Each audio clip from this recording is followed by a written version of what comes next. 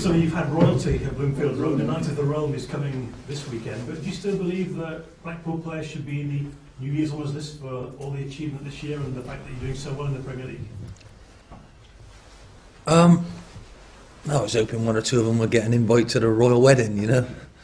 No, it's just all very different. Even where we trained this morning, and last year we trained at Marscote College and no one was watching, and today it was full. People were there, missed their lessons watching us train. So I told them to go back in. They're not going to learn anything, but it's all very different, all very, very different. But it's totally and utterly enjoyable, I have to say. Well, from your own point of view, selecting from your squad and working out a strategy to try and win the game at the weekend, how do you go about it? How much deliberation goes into the whole package from your point of view? Well, I've got a really cunning plan, a bit like Baldrick. I think I'm going to see if I can sneak on 2 or 3 more in that midfield area.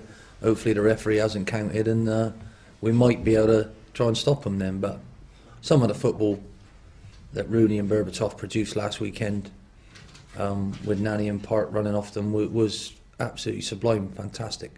It would have beat anybody, and I think this week I'm pretty proud to be playing one of the best teams in the world, because the other one has got to be Barcelona. They look like the very famous Harlem Globetrotter basketball team, I think, the way they passed the ball the other day and the way they closed down. So, you know, hopefully there'll be another good game that people will be talking about at the end of it, and hopefully we won't embarrass ourselves, because that's the truth. That's how I'm thinking and going into it. About stopping them, the only way I can think of doing it is trying to attack them. It's obviously a very bold procedure to go and attack United, because a lot of managers believe the best way is just to sit back and hope they can contain, which tends to fail, but that's what tends to happen an awful lot at Old Trafford. Well, at Old Trafford, we got that the last game of the season, and I'm hoping beyond all hope that we don't need 1 point, and we certainly don't need 3 points to stay up by then. So I think going there might be a little bit different, but we're on our patch. They're coming here.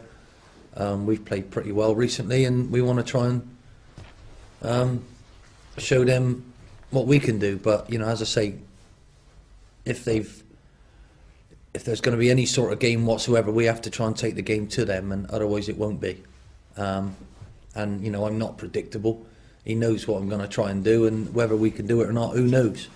So but for Man United, it'll be another game that they expected to win. It'll be another game that whoever he picks will have to go out and be brave enough to carry that pressure. And in the week, that team didn't quite do it, did they? Well done to West Ham. It was a fantastic game of football, and I just hope we don't feel the repercussions of that.